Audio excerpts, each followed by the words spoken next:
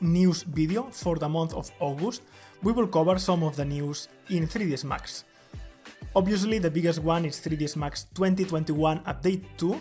Autodesk released a video that I presented, and we cover some of the features. The biggest improvements is a Smart Extrude that allows you to extrude interactively in a very easy way. You can extrude with shift and drag, and faces and edges and vertex will be deleted as needed when faces are coplanar, and it makes so much easy and enjoyable to work with. But obviously this was not alone. There has been improvements on selections, on zoom extent selected, new OSL maps. We have 6 new OSL. The biggest one for me is one that avoids tiling repetition. You have a video by Zap Anderson covering all these maps. I will link the video below. New spline chamfer modifier, improvements on performance in a lot of areas, a slate, improved performance in push modifier that has been multi-threaded, and then bug fixes in CAD and track view speed performance. So check the video because there are quite a lot of things to cover. With the new update of 3ds Max, we have as well updates on the roadmap. The roadmap, you can watch it if you want. I will have the link below as well.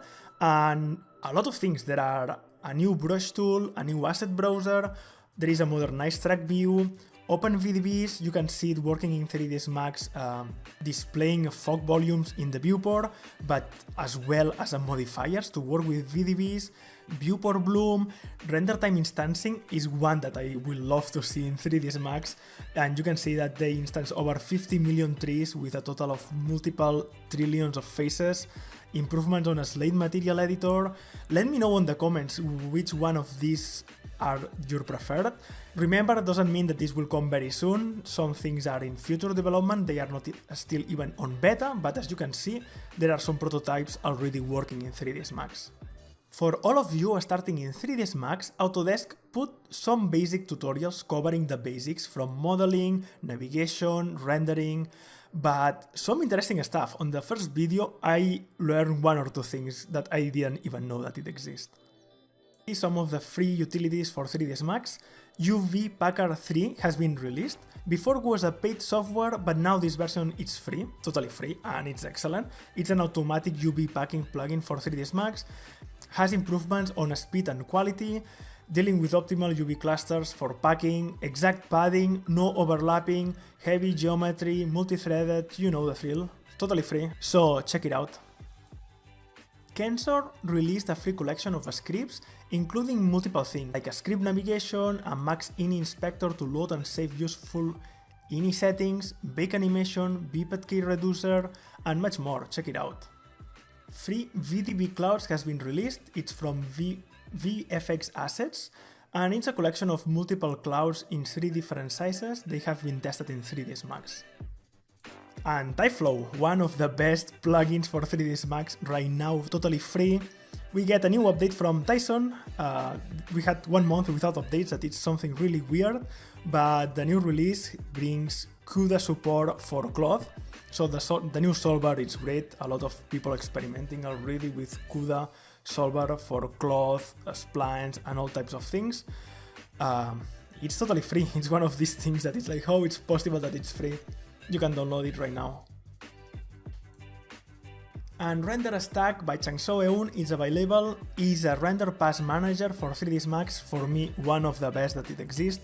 It costs $59, but if you use it for non-commercial purposes, it's totally free and it has no limitations, so there is absolutely no reason to at least install it, try it, and discover how good it is.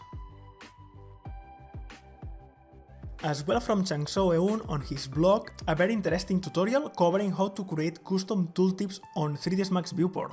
So basically we'll cover how to access with MaxScript different information like material, layer, name of the object, and display it on your viewport. You can simply download the MaxScript or you can learn how to do it yourself. Eisenberg Artist created a tool that basically converts your MaxScript into a C++ code.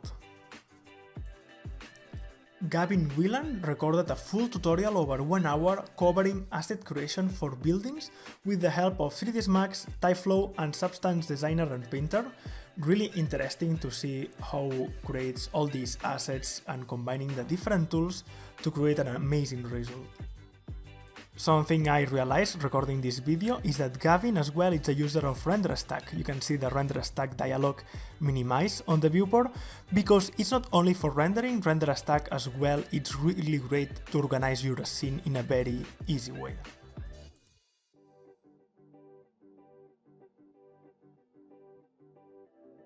A new malicious code has been detected affecting 3ds Max through MaxScript, and basically it was trying to target some specific big architectural houses to steal some information. The security tools has been updated and it will detect this malware and it will delete it if it found it on your computer. So make sure to update your security tools for Autodesk 3ds Max. Polycloth is a new plugin by Polydesign. Basically it's to sculpt cloth using physics based on brushes to create all types of wrinkles and details. It costs $59.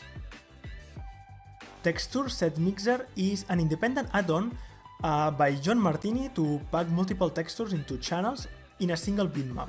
Normally it's used in real-time engines. It costs $5. Corona 6 release candidate 2 has a new sky model, new lens effects, UV/WB randomizer, support for foam in Phoenix FD, and more things.